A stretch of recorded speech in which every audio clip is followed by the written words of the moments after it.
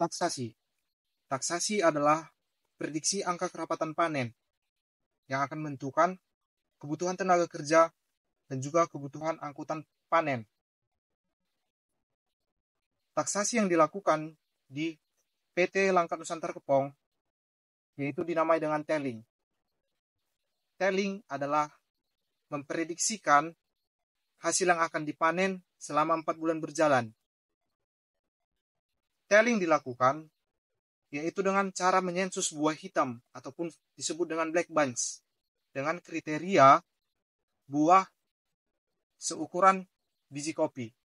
Nah, untuk lebih tahu bagaimana cara meneling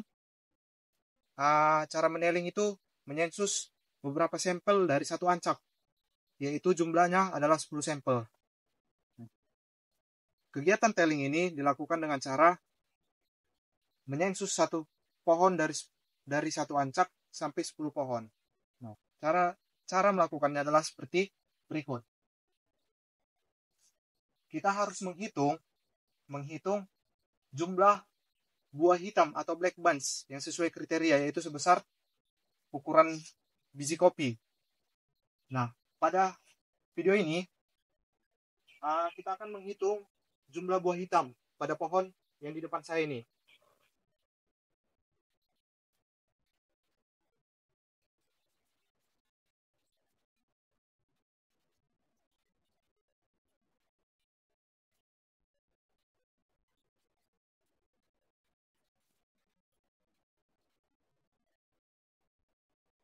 Setelah semua sampel yang sudah didata, dengan menghitung jumlah semua buah hitam yang kita dapat, itu adalah yang memprediksikan telling selama 4 bulan. Itulah kegiatan telling yang dilakukan di PT Langkat Nusantara Kepong.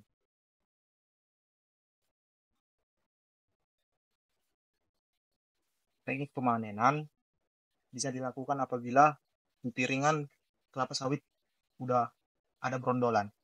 Di PT Langkat Nusantara Kepong, kriteria panen adalah brondol 10. Kemudian lakukan turun pelepah dulu. Tekanan sedikit.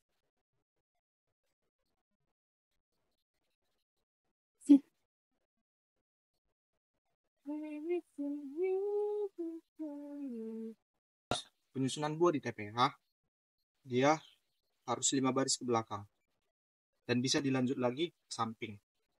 Nah, setelah penyusunan buah di TPH, kita akan menandai buah itu dengan nomor pemanen. Tujuannya pengangkut dan pengantar mengetahui hasil panen yang didapat pemanen.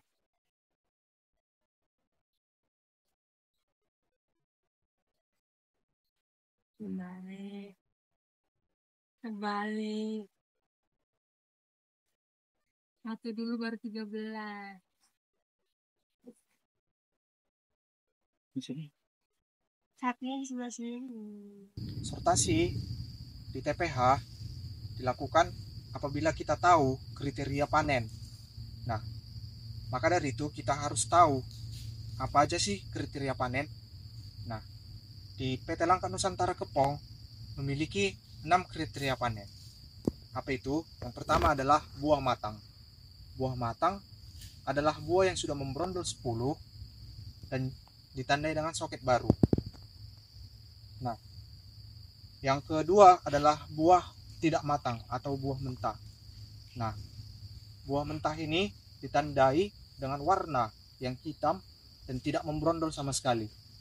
Yang ketiga adalah buah kurang matang. Nah, buah kurang matang ini adalah buah yang dia membrondol tapi tidak 10. Kurang dari 10 brondolnya. Nah, yang keempat adalah buah yang terserang hama.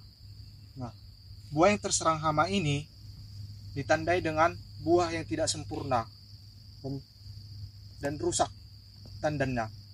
Nah, yang kelima adalah tangkai tidak panjang. Yang keenam adalah buah busuk. Buah busuk ini ditandai dengan kurang dari 50%, buah tidak ada lagi pada jenjang. Setelah buah diangkut dan akan diantar ke pabrik, maka truk harus melalui pos timbangan. Nah, pos timbangan ini adalah tempat menimbang buah yang akan didata oleh operator timbangan untuk mengetahui tonase buah yang diantar dari kebun. Setelah dari pos timbangan, kemudian lanjut ke loading ramp dengan tujuan buah akan disortasi. Buah yang disortasi bertujuan menghindari adanya kriteria buah matang yang tidak diinginkan. Adapun kriteria buah yang tidak diinginkan adalah pertama adalah buah hitam atau buah tidak masak, buah busuk, buah tangkai panjang, dan buah tandan kosong. Setelah itu, buah akan dijatuhkan ke dalam peron. Peron adalah tempat penampungan buah. Setelah itu akan didistribusikan ke sterilizer. Stasiun sterilizer adalah stasiun perebusan buah dengan tujuan melumatkan buah agar mudah diekstraksi minyaknya dan memusnahkan enzim lipase yang dapat menaikkan kadar ALB pada buah. Setelah dari stasiun sterilizer, kemudian masuk ke tahapan stasiun tracer ataupun stasiun bantingan yang bertujuan untuk memisahkan brondolan dari tandan buah. Buah yang sudah terlepas dari tandan akan didistribusikan ke stasiun digester dan press. Stasiun digester bertujuan untuk mencacah brondolan, sedangkan untuk stasiun press bertujuan untuk mengekstraksi minyak. Minyak yang diekstraksi akan disalurkan melalui oil gutter. Oil gutter akan menyalurkan minyak ke sand trap tank. Kemudian akan disalurkan ke vibrating screen. Vibrating screen adalah proses di mana minyak akan dipisahkan dari serat atau fiber.